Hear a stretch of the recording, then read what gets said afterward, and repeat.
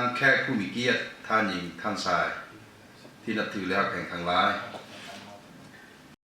เซ็นสัญญาลงทุนเฮ็ดการประมงอยู่อ่างเก็บน้ำเขื่อนน้ำอู5 6 7พิธีเซ็นสัญญาว่าด้วยการลงทุนเฮ็ดการประมงอยู่อ่างเก็บน้ำเขื่อนน้ำอู5 6 7ที่ขึ้นกับการคุ้มครองของแขวงพงศาลีระหว่างคณะกรรมการปกครองแขวงพงศาลีดังหน้าห้องการคณะกรรมการส่งเสริมและการคุ้มครองการลงทุนแขวงกับบริษัทคำสุข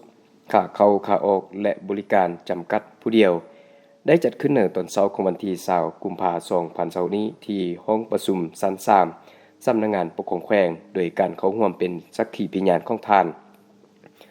อู่คำตุลาพันธ์กรรมการประจำภาคแขวงรองประธานคณะกรรมการปกครองแขวงผู้ชี้นำเวียกงานวัฒนธรรมสังคมคันแขวงมีทานทองสุขเป่าสุรีกรรมการภาคแขวงหัวหน้าห้องการคณะกรรมการส่งเสริมและการคุ้มครองการลงทุนแขวง